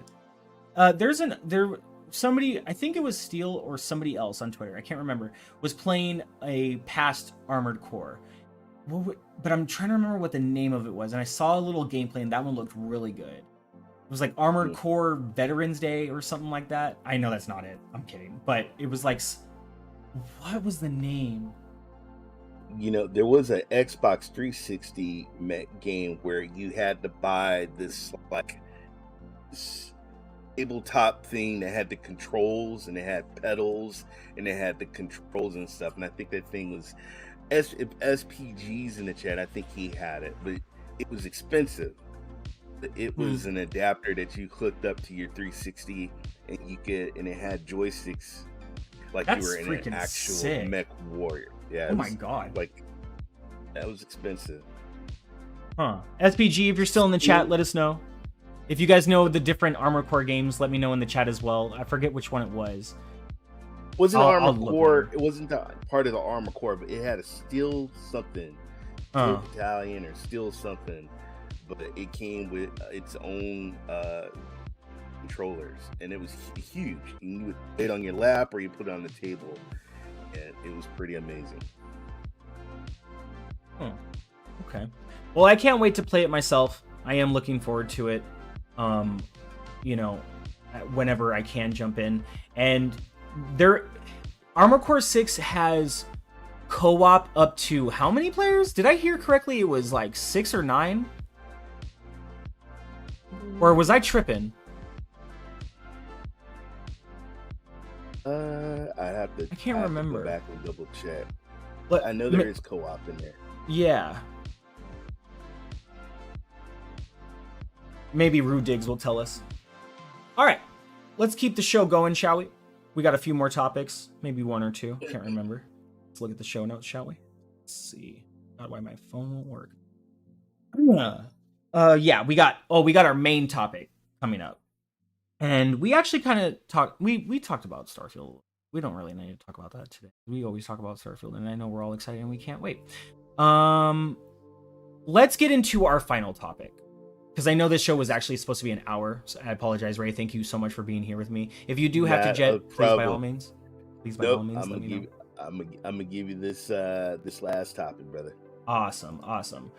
So he says there's no co-op. No co-op. Wow. But really? PvP. There is PvP, but no co-op.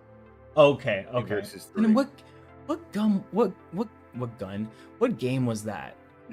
So there was a game where like it's up to 9 people, but two or 3 people are spectating, and like 6 or 7 are playing together. It was some game.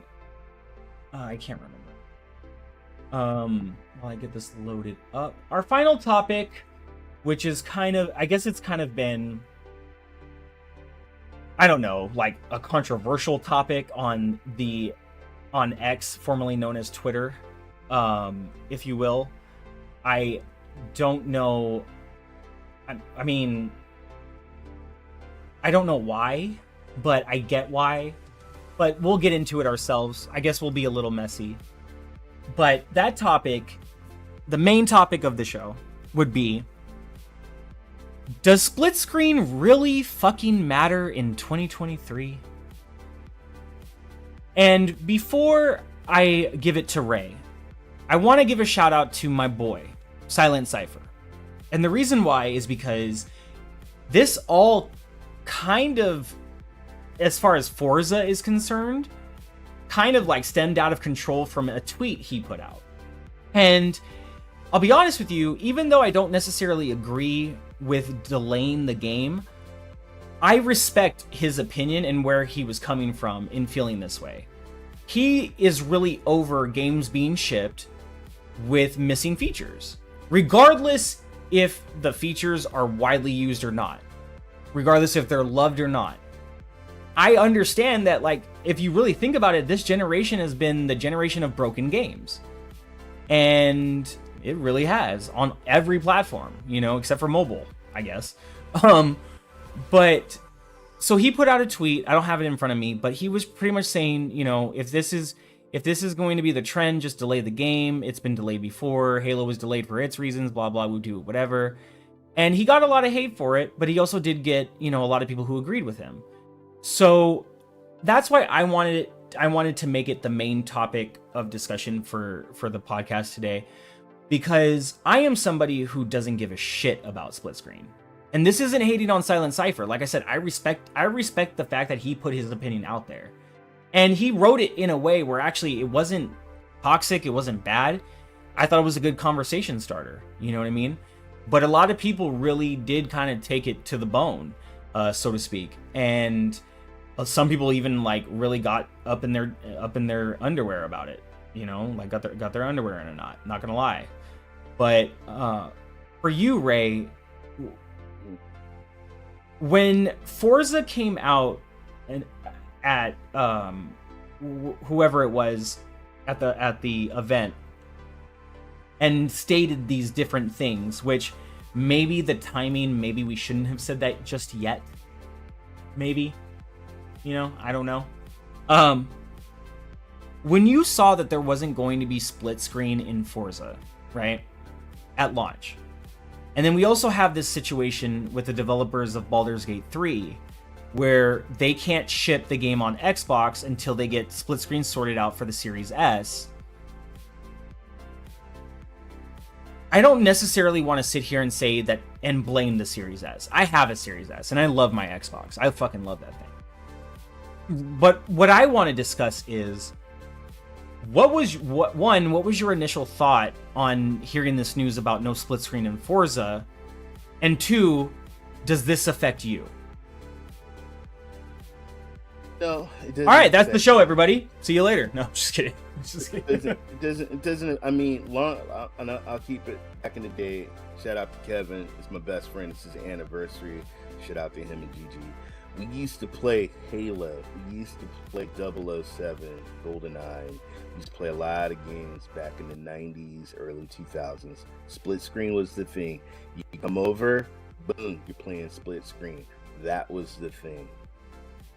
But just like innovation and times changes, now you have online, you have multiplayer and stuff like that. So if somebody right now was to come over my house, hey man, I want to play something, I have a console hooked up to a TV.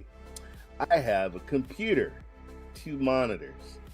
I can easily, maybe you can jump on my computer and you can play in the cloud, or you can play it on PC. I can play it on TV, and we could play each other, and we could play like that, instead of having a split screen.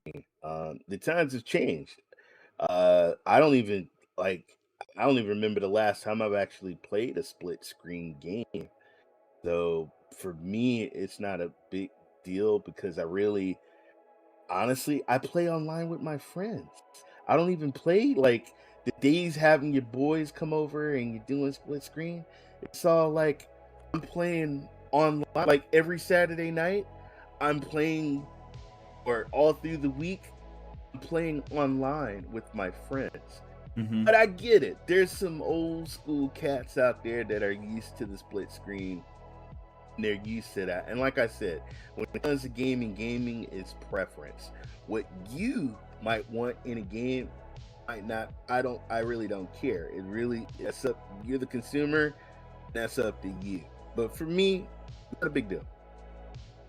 Shout out to What's up, Maker Maker? of Chaos Chaos. 12 in the chat. What else, In Maker? the chat. What's up, Maker? What up, What's Maker? good, Maker?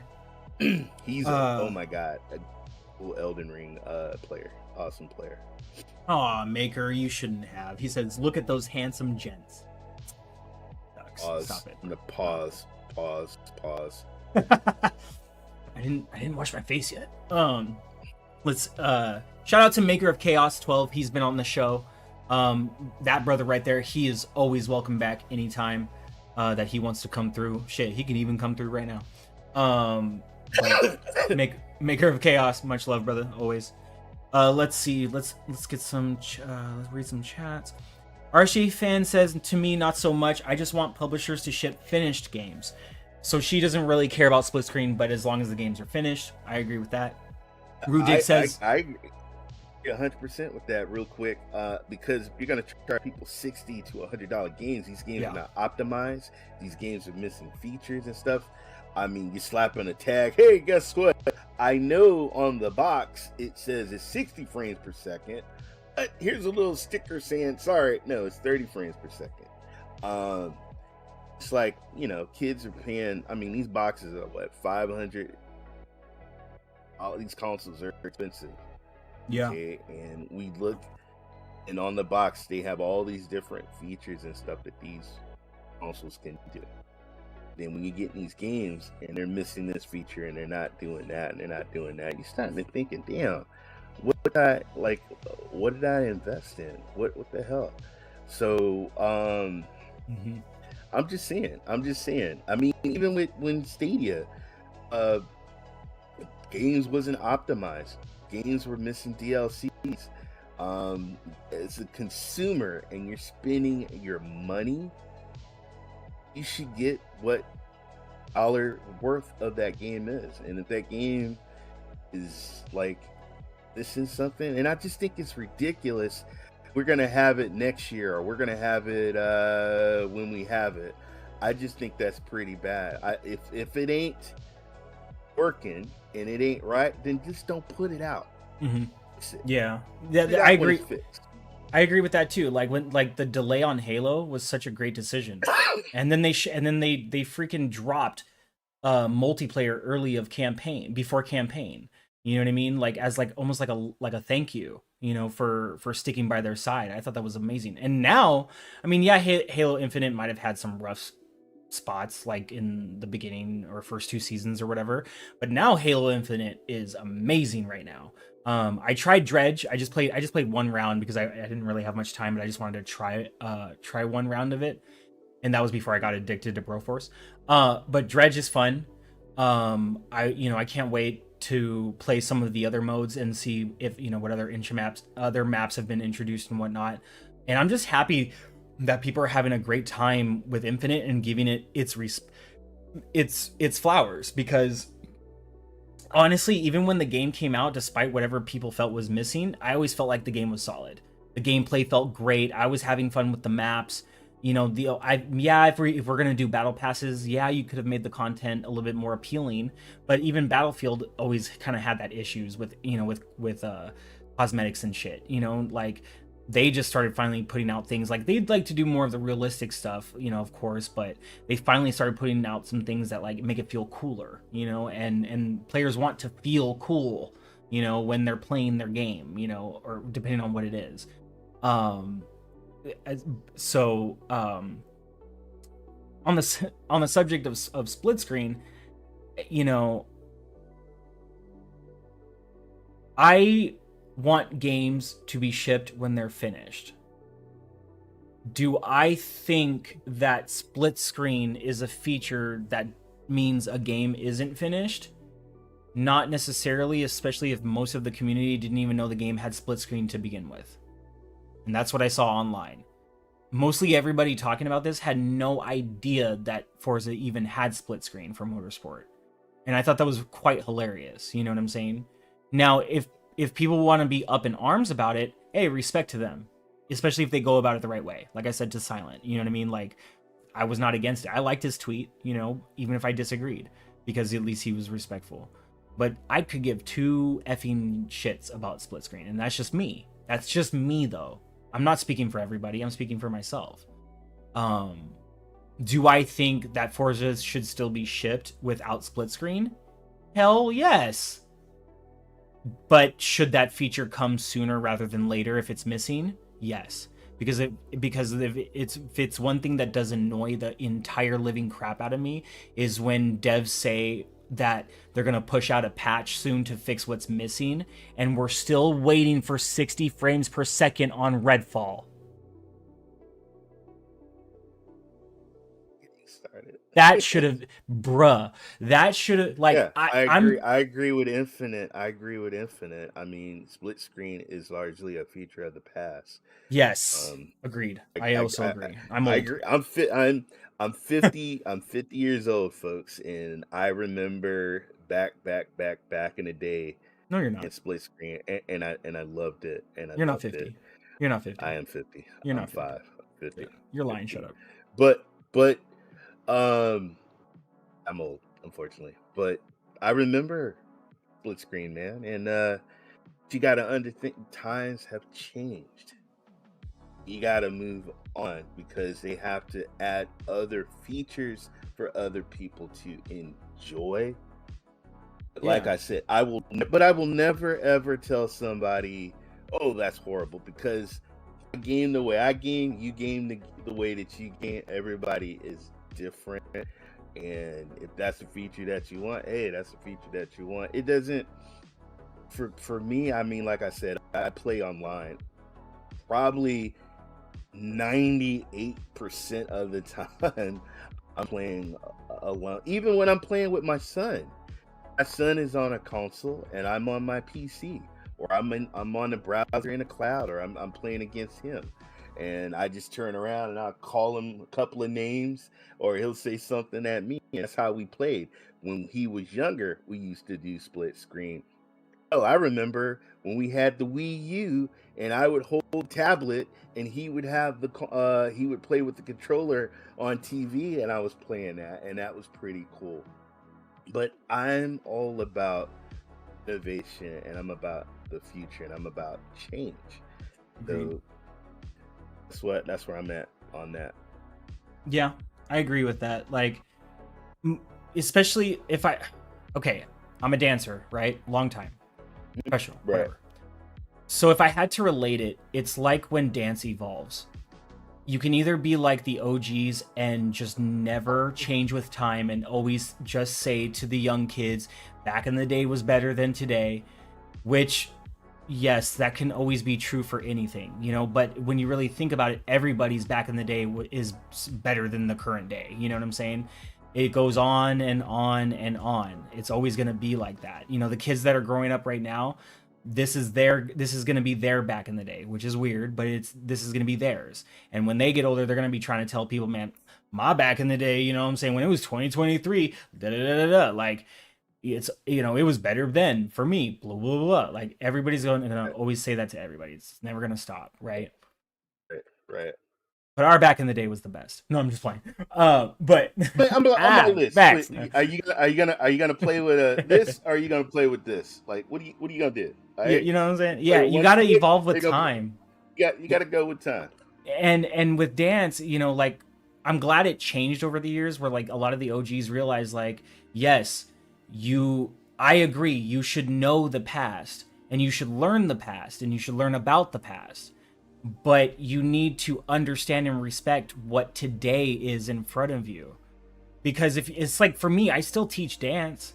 So if I, you know, if how am I supposed to relate to the kids that I'm teaching if I'm not listening to what they're listening to, if I don't respect what they respect, if I don't understand the lingo that they speak, you know what I mean? Like, obviously, not every profession when you're an adult is like that when you connect with the youth, but I'm a dance teacher, Right, you know? So right, I have to stay connected to the youth. But because I'm also involved in gaming, I still got to stay connected to the youth because the youth right, is what drives it. You know what I'm saying? The youth is what pushes it. The rest of us, we're just the old heads, the boomers, the nostalgia ones. You know what I'm saying? right. Like we're the ones Kid, who don't know kid, no better. Apparently, I split screen. Kids are playing on tablets. Kids are playing on phones. Kids I are playing on laptops and Chromebooks. you, I like. I you mean, want to know something really funny? It the commercial for Samsung where they're promoting Game Pass made me laugh really freaking hard because I swear to you, I remember what was it 2 or 3 years ago in either Sunny Cloud Gaming's Discord or that's the Cloud Gaming same. Extreme. I had said that it is going to be really cool one day when you walk into a Best Buy and somebody's trying to decide what TV they want, but then they also can't decide what console they want. But you walk in and you just go for a TV, and it's like he looks at you and it's like, oh, what TV did you get? I got this Samsung. Oh, you game? Yeah. Oh, so like what console? I don't need one. That's going to be freaking cool. And I Got said the that shit three SPG. years ago. I said Got that the shit SPG. 3 years ago. Let me You see. got Let me it. see the chat.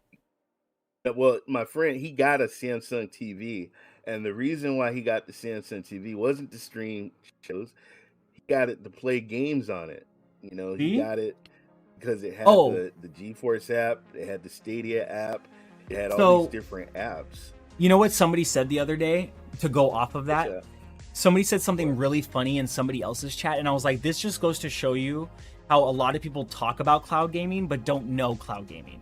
And he's not a content creator or anything like that. He was just somebody who just spat off a message in chat, and I like was 2 seconds away from saying something, but I had to contain myself.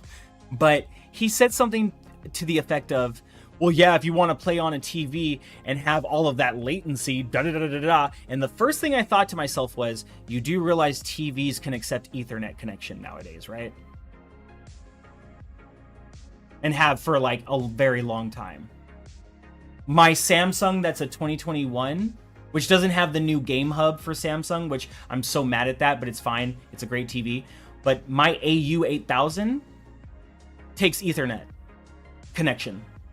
So if anybody's smart about at-home cloud gaming, the first thing you're going to want to do, if you can, is use Ethernet, not your Wi-Fi. You use Wi-Fi if you have to for cloud gaming. Anybody that knows cloud gaming knows that. You use Wi-Fi if you can't be on Ethernet. You use Wi-Fi if that's all you have. You use Wi-Fi if you're out and about. You use Wi-Fi if you're somewhere else outside of the home.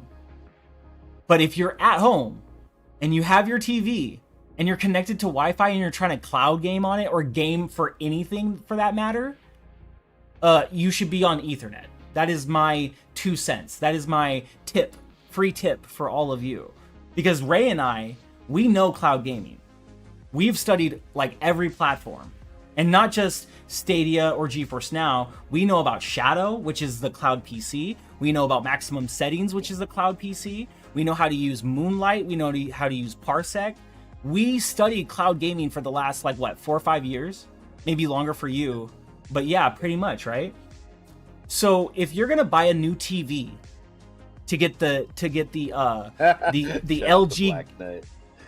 the LG, Rue's on that black nut, to get the to get the LG TV Game Hub or get the Samsung Game Hub, if you're gonna cloud game on that TV, if you're gonna use Game Pass on that TV, GeForce Now, whatever these services, if PlayStation decides to get their shit together and put the PC Plus PC app on other platforms, please put Ethernet cable into the back of your TV. I don't know how many more times I have to say that. And if you can't, make sure you have the best freaking Wi-Fi that you can possibly get. Because yes, I get it. We all live in different places. Not everybody can get the same internet. And there are a lot of great gamers out there that have very shit internet, and it sucks. Like one of the guys from Xbox era, he had to stop streaming for almost a month because Spectrum just completely effed him over in his area. You know what I mean? Right. And so he's using a hotspot now in order to do his live stream, but he's getting it done. You know what I'm saying? So I get it. Conditions are not the same for everybody. Let's also make that known, because Ray, I'm sure you can agree, a lot of other people like to ignore that fact too. A lot of people like to think that cloud gaming is shit just because it didn't work for them. No, it didn't work for your conditions. Let's be honest, okay? We've tested cloud gaming. We know when it works and when it doesn't, okay? So if cloud gaming doesn't work in one area of your house, try another area. If it doesn't work on Wi-Fi, try Ethernet. If it doesn't work on both, it's your internet. And if that's the case, then yes, I am sorry, because I wish cloud gaming was better like local gaming, where even if you have bad internet, you can still get gaming out of it. You know what I'm saying? You can still get Netflix out of it. You know, if you can get Netflix out of bad internet, we need to get cloud gaming to a point where it's just like Netflix. If you have to lower the resolution, but it doesn't buffer on you, it doesn't just sit there and do nothing on you. You know what I mean? We need to get cloud gaming there. Is it getting there, and will it get there in time? Yeah, I believe so. But there's my free tip and 2 cents for everybody. Let me read the chat real quick. Go ahead. You go ahead. No, you go ahead. I was just gonna say, look, man, whatever works for you, it works for you. You know, if it don't, it don't. Like I said, you're a consumer. Like PC gaming. If it works, it works. If it blows up, it blows up. I mean, if you're a consumer, you have to do your research, and you have to just go out and see what you can afford, works for you in your household and works in your area. Like I said, I'll never knock somebody. I went to a friend's house. He couldn't play XCLOUD. He lives up in the Oakland Hills. It just didn't work. I have fiber internet, and Data, Boosteroid, Black Nut, all these different cloud services work. What is Black Nut? Black Nut is a French cloud gaming company. I don't know why they called it Black Nut. Somebody at the table said, you know what? I got a name for a cloud gaming company. Well, what is it? And he looked down, he says, about Black Nut. Now I'm just gonna leave it at that. But you know, you got just whatever works for you folks. Pause. Shout out to David. David says, I can't use GFN on my Samsung TV because it doesn't have an Ethernet port, but Ethernet to the USB-C adapter is my next buy. Yes. Thank you. So somebody who understands. But the fact that you still do it anyways, it means that you understand cloud gaming, and it's good enough to where you can still be able to use it until you get that hub and make that other connection. I love that. You know, because even for me, I mean, Ray knows, when I first started getting into cloud gaming, I had a horrible setup. I didn't have an Xbox yet. I was cloud gaming on my first generation iPad Pro 9.7 inch. You know, like I was in Discord on my old phone. Like I had nothing at the time. I don't have the setup that I have now. I was not living where I'm living now. You know what I mean? So to be where I'm at today is a blessing, and I'm super freaking thankful. You know what I mean? I didn't buy my first gaming PC till I was like 35, 36 because I just could never get one. And I finally worked hard enough and was able to get one, and my wife allowed it. Thank you, sweet baby Jesus. You know, but like I've gamed in all types of conditions. You know what I mean? So I know how this stuff works. So the fact that people still try with cloud gaming and understand it, and understand, like, you know, there's gonna be certain conditions you need to be in to get it to perform well, I respect that. It's the ones that like look at cloud gaming and be like, oh, it's shit because it didn't work for me. I can never respect that, because it's like, yeah, but that's you. Like when I cloud game, it's next flawless, pretty much, you know, for the most part. So I don't know. Let me get to this chat. Oh my god. Okay, let's see. When Rudig says, when my buddy comes over, there is a real lack of in games for us to play besides each other. I think the movement away from couch co-op was a move to save money on the devs and reduce the value for gamers. RSA fan thinks that Halo to her wasn't finished. Our Rudig says, give Halo back to Bungie, hashtag. Let's see. Split screen is largely a feature of the past. We got that. David Wilson, you got that one. Rudig says, it's all about the decoding at 4K and even 1080p. The decoding in cloud gaming is often super high. If you have a graphics card in your CPU, you can use it to assist your CPU when cloud gaming. Why did that confuse me? But I know what you're saying. Well, yeah, because it's the same thing with the PS Plus PC app.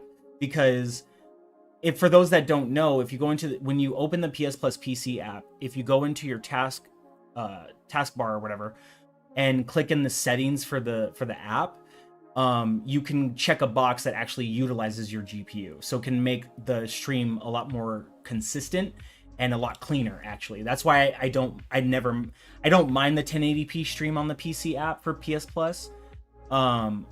But I would like to see an upgrade soon. I feel like I'm hoping that will happen because of the recent upgrades with PS5 and cloud streaming. But PS Now hasn't been updated in freaking years. It was only the name change that's been updated, let's be honest, okay?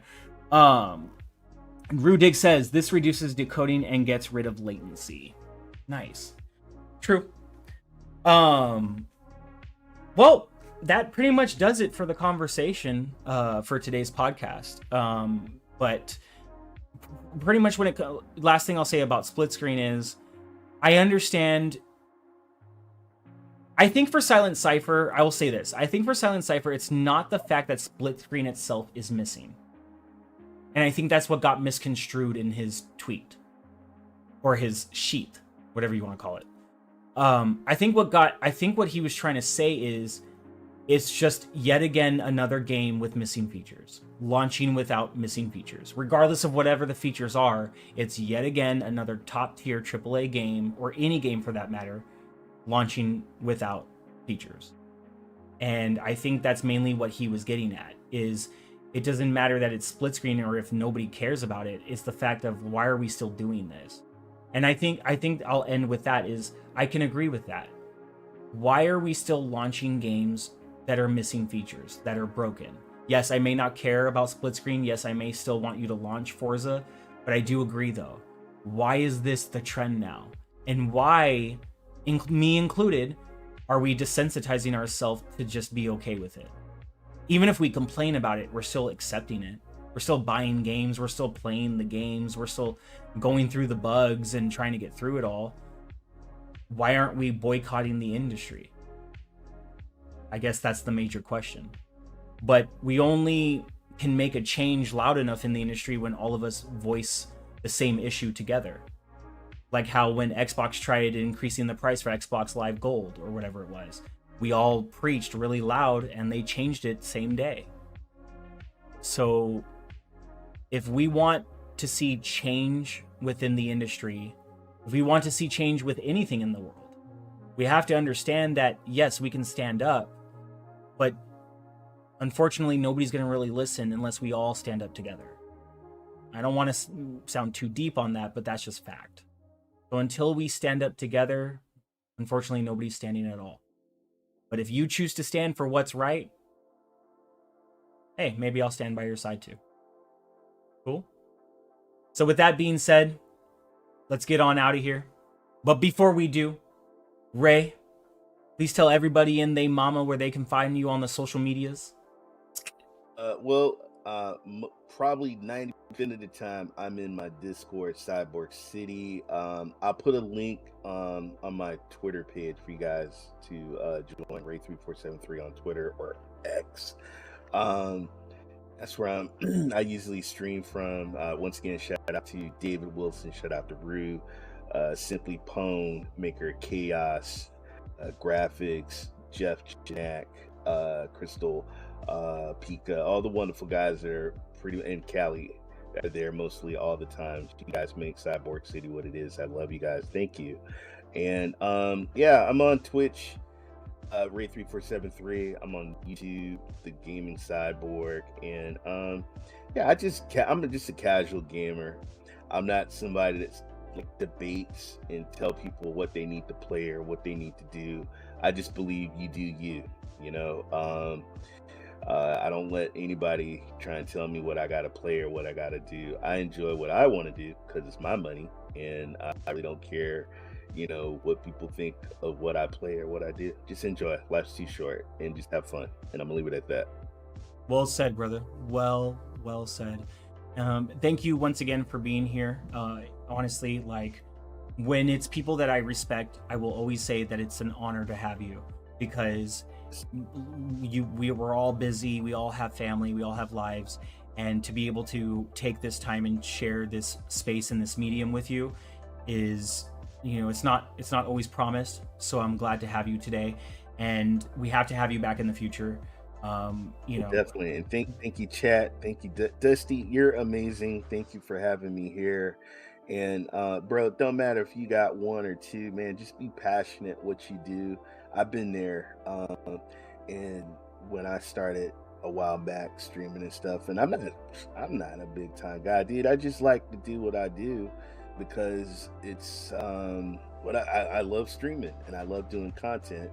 And as long as there's people that are going to watch it, I'm going to do it, and just stick to that. And like I said, you were influenced. Just make sure you pass that on and you influence other people so they can sit there and they can say, you know what, man, everybody, let's get Dusty. Yep. So Dusty Nation, baby. Thank you. Nation. Thank you, brother. That means a lot to me. Like, it's been a long time coming. I've created so many different types of platforms and tried to be successful in every single one of them, and for one reason or another I fell back, but I never gave up, you know. And I'm the type of person that refuses to give up, you know, until my last breath. And to be back here now, like I said earlier in the show, to feel like I'm finally doing something right with this, and I have great guests on the show like you and DTP, you know, and hopefully to have even other great guests on the show in the future as well too, like hopefully Infinite, you know, in the future, Mav from Fun Speculation, Pong, Keasante, Boom, you know, hopefully I can get Ace on here from CGX, you know, so we can talk some gaming, because it's been a very long time, and to be very honest with you, without CGX I wouldn't know how to navigate YouTube or edit for YouTube or whatever the way that I do today. Obviously, those guys are legends. All those guys are legends. Yeah, you know, shout out to Ace, you know, shout out to Chief. You know, they really taught me everything that I know right now. You know, GTP as well, Ove Scorpion, like you guys have always been there through this journey, and you know, I couldn't be more thankful. So thank you guys. Everybody can find me on the socials at Twitter, Threads, Instagram, and on YouTube at the Dusty Uno. I did update my YouTube name from Dusty to the Dusty Uno, and the only reason I did that was because for some odd reason in certain people's chats, my name would come up as Usty, not Dusty, and I thought that was kind of disgusting. So I updated it. It's just the full name again, but you can always call me Dusty for short. And the main place you can find me would be X, formerly known as Twitter. I'm usually on there the most, but if you have Threads, hey, let's talk, let's follow each other, let's have a conversation. And For those of you, you know, catching this for the first time, don't forget to subscribe, hit that like, turn on the notifications. But in general, whether you're catching the replay or catching the live, you know the vibe. Hit subscribe, give a like. And as always, we'll see you guys next time. Thank you, everybody. Starfield! Starfield! Get it! 2 weeks, baby. Thank you, everybody. God bless.